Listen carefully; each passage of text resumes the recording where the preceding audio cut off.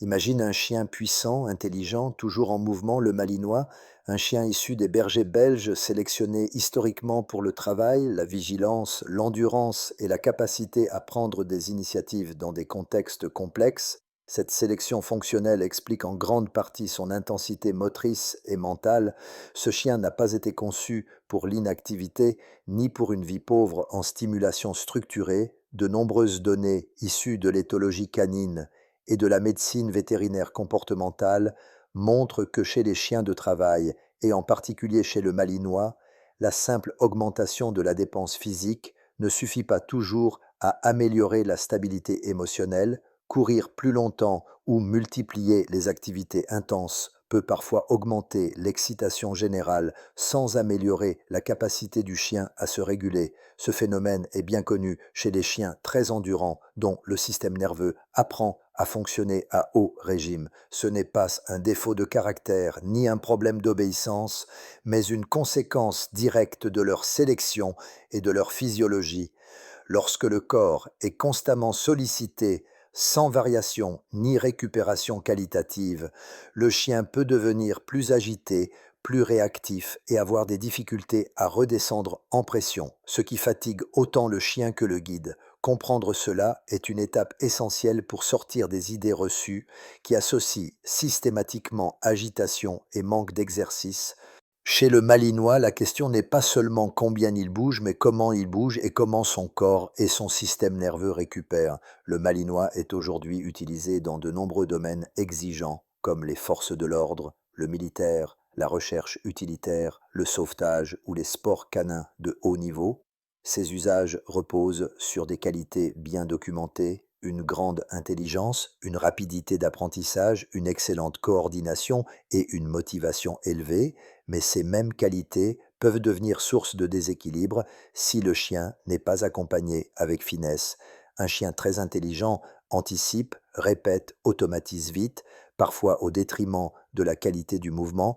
Les études en biomécanique vétérinaire montrent que les chiens développent des schémas moteurs préférentiels, des asymétries et des compensations, notamment lorsqu'ils répètent souvent les mêmes gestes, tournent toujours du même côté ou se relèvent toujours de la même manière. Ces habitudes ne sont pas pathologiques en soi, mais peuvent, à long terme, favoriser des tensions, une raideur ou une usure prématurée. Chez un Malinois très actif, ces phénomènes peuvent être amplifiés par l'intensité et la répétition. C'est pour cette raison que de plus en plus de professionnels s'intéressent à la qualité du mouvement, à la proprioception et à la capacité du chien à sentir et ajuster son corps dans l'espace. Ces notions sont aujourd'hui bien établies en physiothérapie animale et en préparation physique canine. Dans ce contexte, certains principes issus des sciences du mouvement humain sont parfois évoqués, notamment ceux associés à la méthode Feldenkrais. Il est essentiel d'être rigoureux et honnête. La méthode Feldenkrais est une approche développée pour l'être humain par Moshe Feldenkrais. Elle n'est pas reconnue ni validée comme méthode thérapeutique canine. Il n'existe pas à ce jour d'études scientifiques démontrant son efficacité spécifique chez le chien. En revanche, certains de ces principes généraux, comme l'observation fine, la lenteur, la variation des gestes et la réduction de la contrainte, rejoignent des concepts déjà utilisés en rééducation fonctionnelle animale, en biomécanique et en éducation canine moderne. Parler d'adaptation directe serait inexact, mais parler d'inspiration ou de rapprochement conceptuel est plus juste.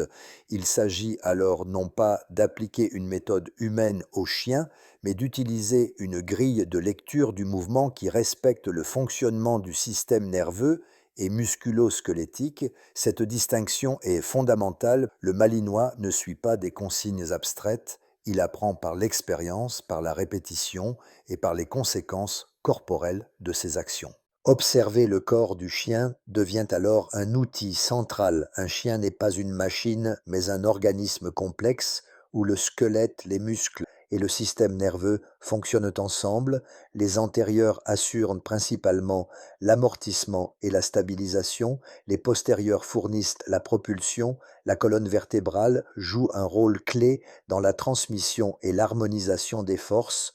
Lorsque le chien est détendu, Ces chaînes fonctionnent de manière fluide. Lorsque le chien est stressé ou sursollicité, on observe souvent une rigidité accrue, une diminution de l'amplitude de mouvement et une respiration plus rapide. Ces éléments sont bien documentés en clinique vétérinaire. La respiration est d'ailleurs un indicateur précieux de l'état émotionnel. Un chien calme respire de façon plus ample et régulière. Un chien tendu halète plus vite même en l'absence de chaleur ou d'effort. Apprendre à lire ces signaux permet au guide d'ajuster son accompagnement avant que la tension ne s'exprime par des comportements plus visibles comme l'aboiement, la réactivité ou l'agitation incessante. Le chien développe également des habitudes posturales. Un malinois qui se couche toujours du même côté ou se relève systématiquement avec la même patte montre une préférence latérale, phénomène observé chez de nombreux chiens et étudié en neurosciences animales. Cette latéralisation n'est pas un problème, mais elle devient pertinente à observer lorsqu'elle est associée à de la raideur, une récupération difficile ou une baisse de fluidité. Proposer des variations douces, sans forcer, permet parfois d'élargir la palette motrice du chien. Cette idée de variation est centrale en physiothérapie et en préparation physique. Varier les appuis, les directions et les rythmes sollicite le système nerveux de manière plus équilibrée. Chez le malinois, cela peut contribuer à une meilleure conscience corporelle et à une utilisation plus harmonieuse de son potentiel physique. Encore une fois, il ne s'agit pas de corriger ou de contraindre, mais de proposer des contextes d'apprentissage où le chien découvre par lui-même des alternatives plus confortables.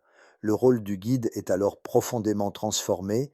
Il ne s'agit plus seulement de demander ou de contrôler, mais d'observer, d'accompagner et de structurer. Cette posture est cohérente avec les principes de l'éducation canine moderne basée sur les sciences du comportement. De nombreuses études ont montré que les méthodes coercitives augmentent le stress et peuvent aggraver la réactivité. À l'inverse, les approches progressives basées sur la compréhension et le renforcement des comportements adaptés favorisent un apprentissage plus durable. Chez le malinois, chien sensible et très réactif à son environnement, la qualité de la guidance est déterminante. Ralentir volontairement certaines transitions, introduire des pauses, laisser au chien le temps d'intégrer une information motrice, tout cela participe à une meilleure régulation. Ce n'est pas spectaculaire, mais c'est souvent efficace sur le long terme. La récupération devient alors un apprentissage à part entière et non une simple conséquence de la fatigue. Il est important de rappeler que ce type d'approche ne remplace en aucun cas l'éducation de base, les sorties quotidiennes, la stimulation mentale adaptée ni le suivi vétérinaire. Elle s'inscrit comme un complément possible dans un accompagnement global. Toute douleur, boiterie ou modification brutale du comportement doit toujours faire l'objet d'un avis vétérinaire. C'est un point non négociable. En revanche, intégrer une réflexion sur la qualité du mouvement et sur la manière dont le chien utilise son corps peut enrichir la relation